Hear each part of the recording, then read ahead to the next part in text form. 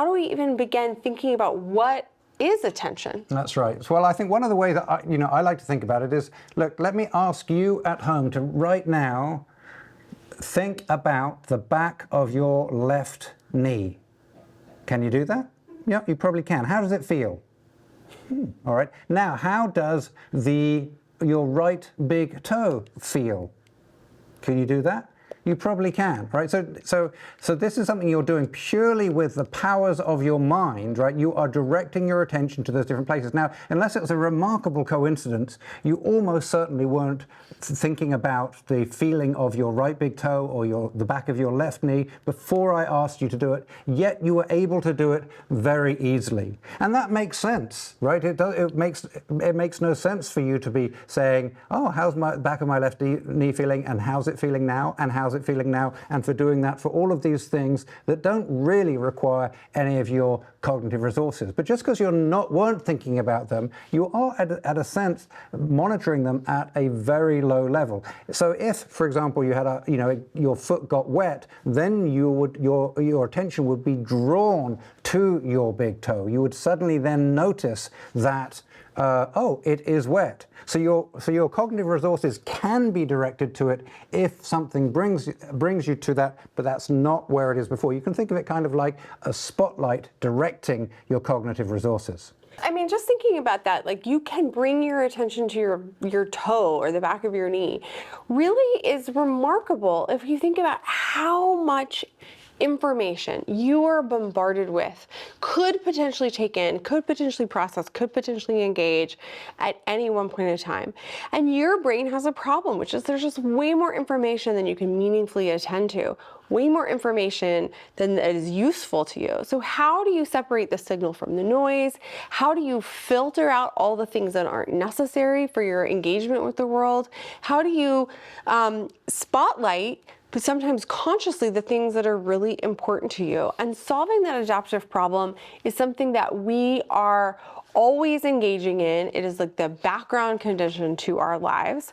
And so we want to give you a specific example that just allows you to engage with the experience of what it's like to focus your attention intensely on one thing and how much that requires you to filter out other information. So we're going to go to a video shortly, and that video is going to ask you to pay attention to one group of people and ignore another group of people. And so let's just see what that feels like to direct your attention in that way. Let's go to that video now.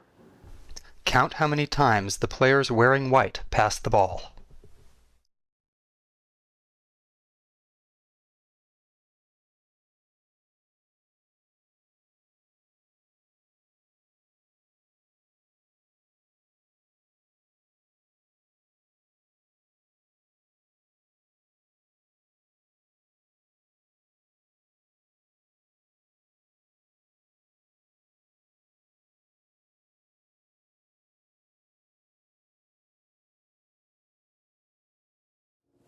All right, welcome back. So some of you might have found that easier, some of you might have found that more challenging. We want to see how people did in their ability to pay attention. So we're going to go to a survey now that's going to ask you about what you attended to in that video. We're getting some people writing in that they're kind of noticing some unusual things happening. Yeah, that's right. There's some strange talk on the questions coming in about some gorilla. A gorilla. Maybe if we go to the survey answers, we'll get some clarification on what this gorilla business is all about. Yeah, Raz, what do we, this gorilla story, what's going on with the people who haven't seen this video like this before? Well, first off, there was about 55% of you who said you've never seen this before. 45% said they did. Of those who did not see the video, 41% of you did not notice the gorilla at all. You were paying attention to that ball, and 59% of you saw the gorilla. I mean, this is amazing. You're saying that our audience, those who haven't seen the video, is almost exactly evenly divided between people who saw a whole gorilla and people who didn't see a gorilla. You think That's that'd be hard to wild. miss, wouldn't you? You would think that there would be agreement, and you would think that if a gorilla walked into our room, we would have a 100% agreement about whether or not there was a gorilla in the TV studio today. What about the people who have seen a video like this before? 12% of you still missed the gorilla. Wow. The alleged gorilla. The alleged gorilla. I mean, we're acting as if there is a gorilla. We don't yet know. Now, what about, we asked a few questions about other things in the video. What did the people who had and had not seen say about that? So in blue, it's the people who have seen the video already. And in orange, it's people who've never seen it. A lot more people who have not seen the video noticed that a player left the game and a new player joined. But then the color change was seen more by people who've already seen the video before. And then losing a shoe and jerseys changing about even. All right. All right, so we have other things that you would think that maybe everyone would notice if it were really happening, like a curtain changing. I don't know, maybe it's more, understandable that you might not notice if someone came into the room, but what actually happened in the video? Was there a gorilla? I don't know. Let's take a look at the video again. Let's rewind and watch it again.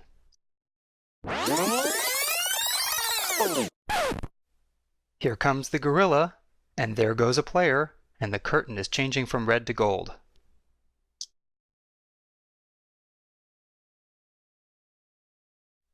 When you're looking for a gorilla, you often miss other unexpected events. Okay, so I just again want to pause on how remarkable this is, right? So everyone is ostensibly watching the same video, but you're having very different experiences of it because some of you are seeing curtains changing, some of you are seeing gorillas in the middle of that.